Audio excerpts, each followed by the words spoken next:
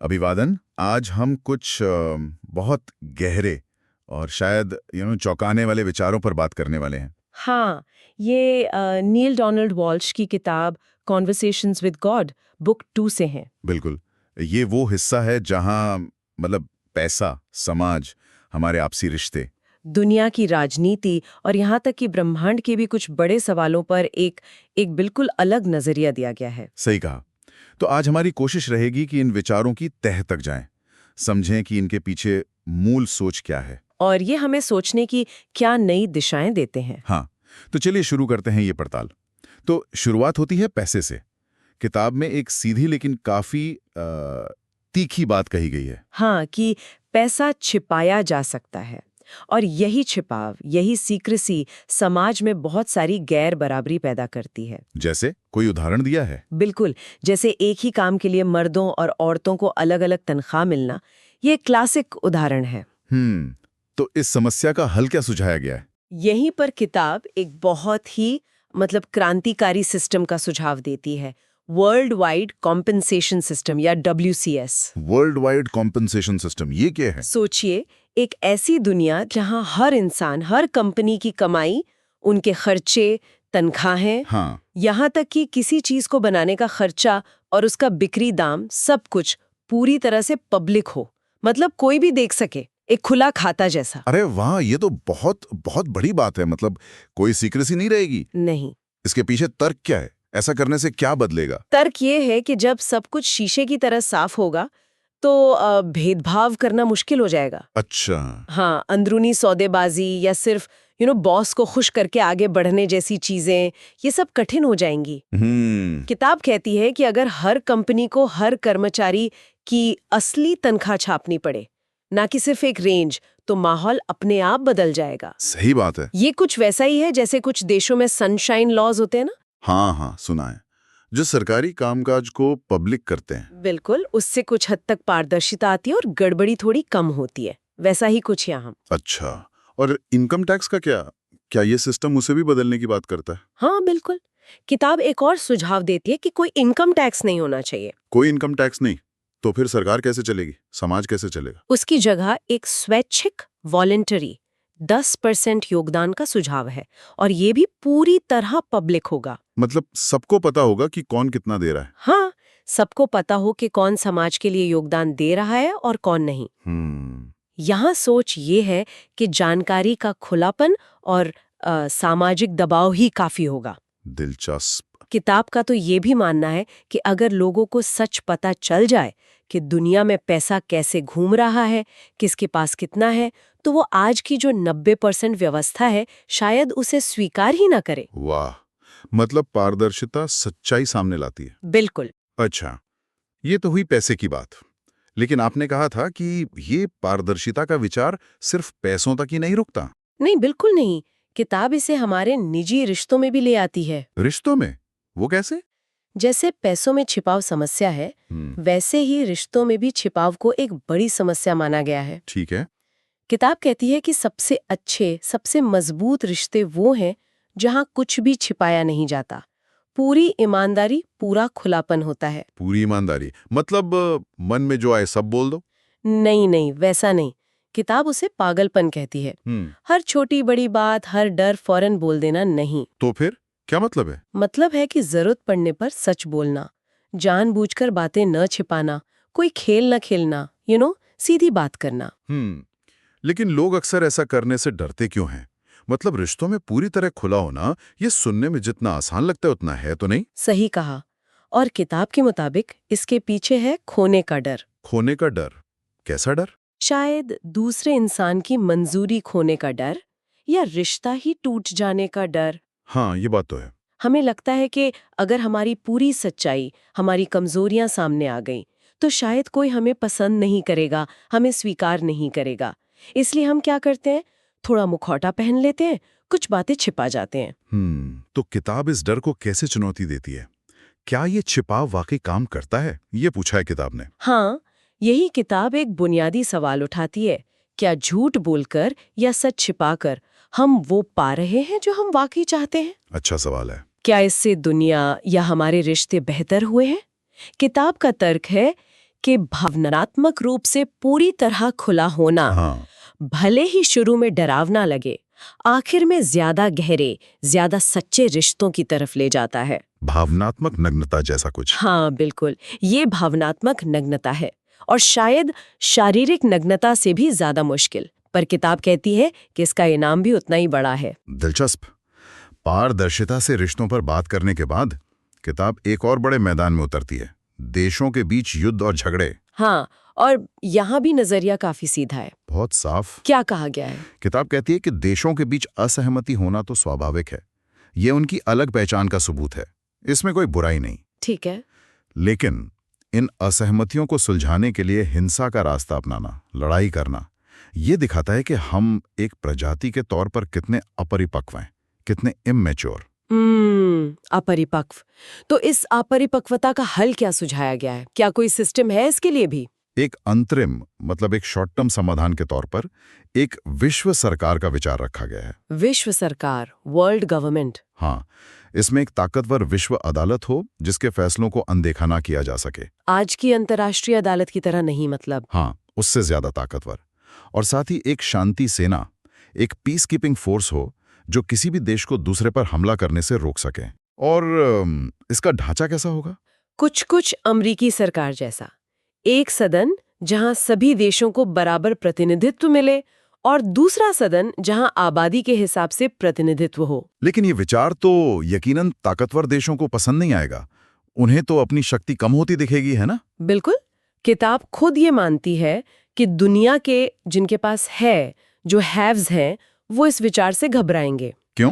क्योंकि इससे खेल का मैदान बराबर हो जाएगा, लेवल प्लेइंग फील्ड बन जाएगा और दुनिया के संसाधनों को ज्यादा बराबरी से बांटने का दबाव बनेगा। हाँ, ये तो है। किताब जॉर्ज बुश सीनियर, गोर्बाचेव जैसे नेताओं का उदाहरण भी देती है, जिन्होंने कुछ ऐसे ही बड़े विजन रखे थे। हाँ, मुझे याद है।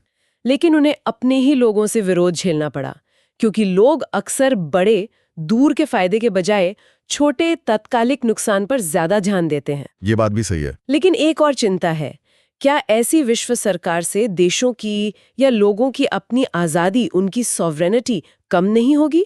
बढ़ेगी। हाँ, क्योंकि तब सुरक्षा किसी बड़े देश की मेहरबानी पर निर्भर नहीं होगी, बल्कि कानून पर आधारित होगी। छोटे देशों को अपनी सुरक्षा के लिए बड़े देशों के सामने झुकना नहीं पड़ेगा। अच्छा, ये एक अलग नजरिया है। और लक्ष्य परिणामों की बराबरी नहीं है, मतलब सबको एक जैसा बना देना नहीं, बल्कि अवसर की बराबरी सुनिश्चित करना है। अवसर की बराबरी। हाँ, इसमें सबकी बुनियादी जरूरतें, रोटी, कपड़ा, मकान, स्वास्थ्य, शिक्षा, इन सब की गारंटी शामिल होगी, ताकि लोगों को सिर्फ जीने के लिए, सिर्फ सर्वाइवल के लिए संघर्ष न करना पड़े। समझ गया। यानी पहले बाहरी ढांचा बदलो, फिर शायद लोगों की सोच बदलेगी, ऐसा है? नहीं, यहाँ एक बहुत जरूरी बात है। किताब ये साफ करती है कि सिर्फ राजनीतिक या आर्थिक ढांचा बदल देना काफी नहीं है, वो काफी नहीं होगा। तो फिर? असली और टिकाऊ बदलाव तो चेतना के स्तर पर लाना होगा, हमारी कॉन्शियसनेस में एकता और प्रेम की समझ को जगाना होगा। अच्छा। ये सिर्फ बाहर की व्यवस्था बदलने की बात नहीं है, ये अंदर की सोच बदलने की बात है, ज्यादा गहरी बात है। और ये सोच बदलने की जरूरत क्यों है? हमारी मौजूदा सोच में क्या गड़बड़ बताई गई है? किताब आज के समाज की जो प्रेरणा की प्रणाली है, जो मोटिवेशन सिस्टम है, उस पे सवाल उठाती है। मतलब ये कि आज ज्यादातर प्रेरणा चीजें जमा करने पर आधारित है, खासकर पैसा और भौतिक सामान इकट्ठा करना। हाँ, ये तो दिखता है। किताब का तर्क है कि यही और ज्यादा पाने की होड़, ये जो रैट रेस है, यही दुनिया की ज्यादातर समस्याओं, गरीबी, शोषण, झगड़े, इनकी जड़ है। कोई उदाहरण? हाँ, जैसे मेक्सिको जैसे देशों में मजदूरों का शोषण होता है।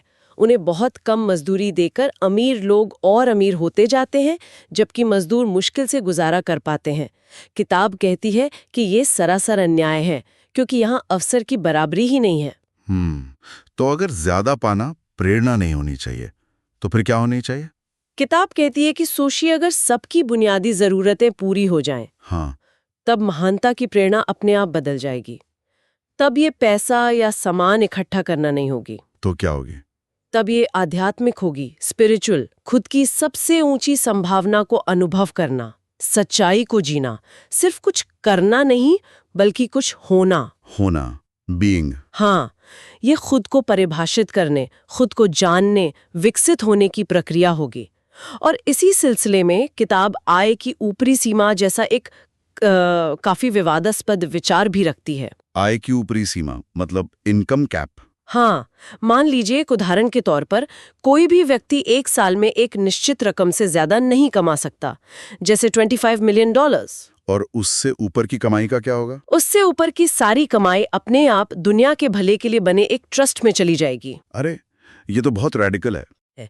तर्क ये है कि बेहिसाब दौलत जमा करने का मौका ही लालच को और कई वैश्विक समस्याओं को जन्म देता है।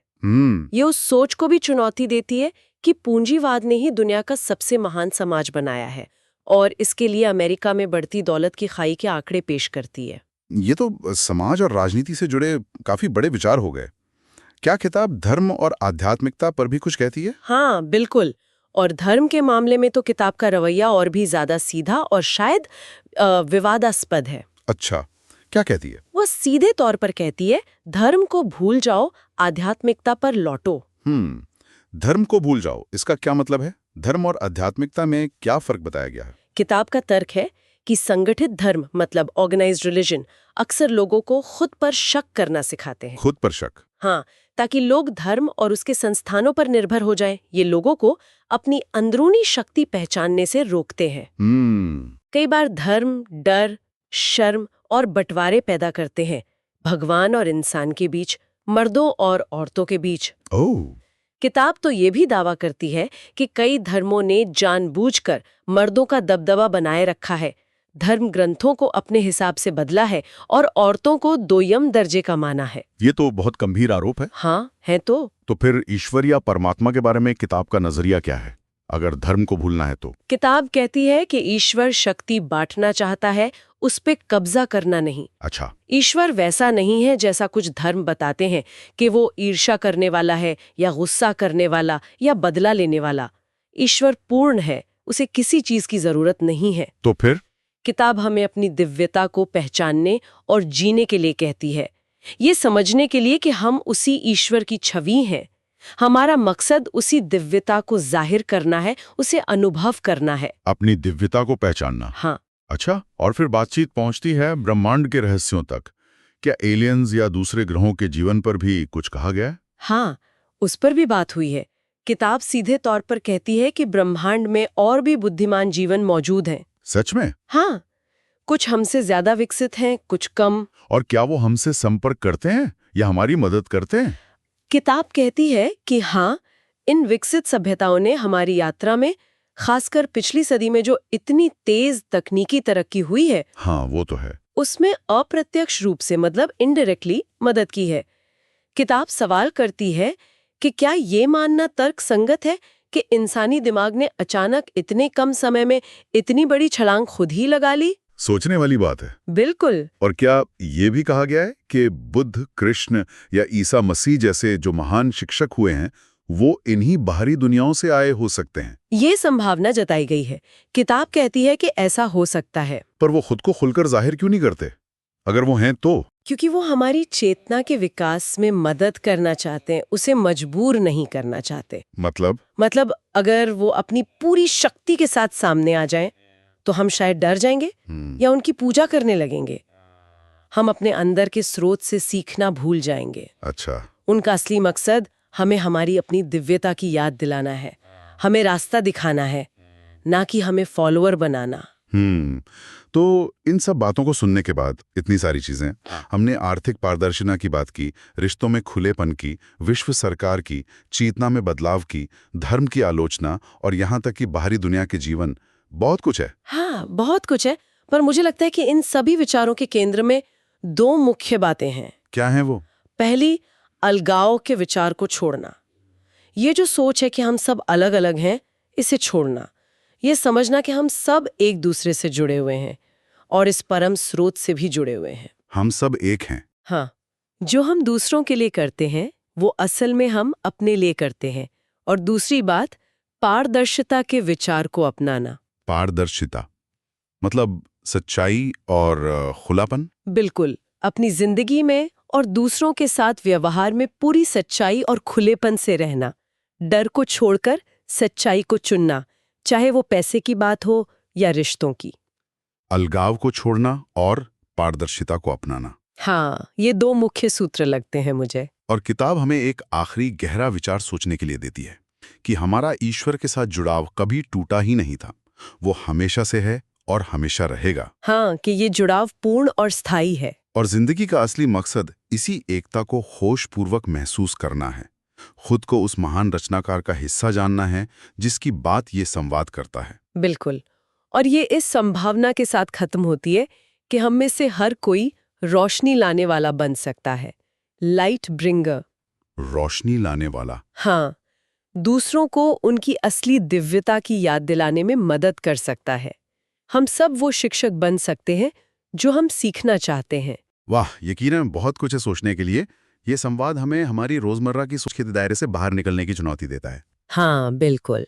तो अगली बार तक इन विचारों पर सोचते रहिएगा, विचार कीजिएगा